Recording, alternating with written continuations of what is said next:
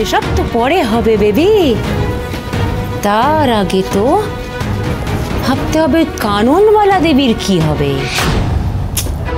আমার যে কাননবালা দেবীর মুখটা ভীষণ মনে পড়ছে। এই মুহূর্তটা তো আমি কিছুতেই মিস করতে পারবো না বেবি। বেবি চলো। কোথায়? তোমার হবু শ্বশুর বাড়ি বসু মল্লিক ভবন।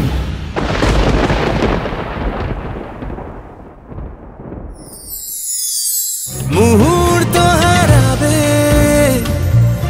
অচেনা বাস্তবে,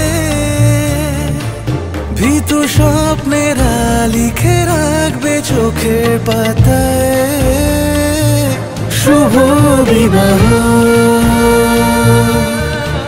চেনা সুরে সানাই ডেকে যায় শুভ বিবাহ। লেখা প্রজাপতির ডানায় শুভ বিবাহ।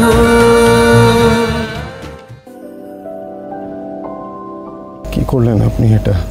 কেন করলেন? আমার কথা একবারও মাথায় এলো না? বারবার আপনাকে বলেছিলাম আপনার অতীতের ব্যাপারটা ঠাম্মি যেন কোনোদিনও জানতে না পারে। তারপরে একটু আগে যে আপনি কথার খেলাপ করলেন কেন? এভাবে সবটা শেষ করে দিলেন কেন আপনি? আমাদের মধ্যে তো একটা ভালো সম্পর্ক তৈরি হচ্ছিল।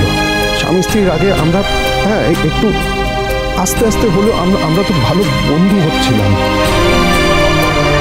একে অপরকে বিশ্বাস করতে শিখছিলাম, একে অপরের পাশে দাঁড়ানোর চেষ্টা করছিলাম, শিখছিলাম আমরা। তারপর হঠাৎ করে এই বন্ধুত্বের ওপর থেকে আপনার বিশ্বাস উঠে গেল। একটু অপেক্ষা করতে পারলেন না আমার জন্য? নাকি আমার ওপর থেকেও বিশ্বাস উঠে গেছে আপনার? আপনি আজকে আমাকে না ঠাম্মির সামনে ছোট করে দিলেন। শুধু আমাকে না, এই যে আপনি আপনার অতীতের ব্যাপারে আমার গোটা পরিবারকে সবটা বলে দিলেন। তাতে তো আপনিও সবার চোখে ছোট হয়ে গেলেন। শুধু যেই মানুষগুলো আপনাকে এত স্নেহ করতো, এত ভালোবাসতো, তারাই তো ঘেন্না করছে আপনাকে। এতগুলো মানুষের ভালোবাসা, বিশ্বাস আপনি এইভাবে হারিয়ে ফেললেন। ওয়াই শুধু ওয়াই? প্লিজ টেল মি, আমাকে উত্তর দিন শুধু। কারোর ভালোবাসা, স্নেহ অবহেলা, অবজ্ঞা করার ধৃষ্টতা আমার নেই মিস্টার বসু মল্লিক। এই দিনটা আসতোই। একটা সত্যি আর কতদিন আড়াল করে রাখতে পারতেন আপনি? আর কেনই বা করে রাখতেন?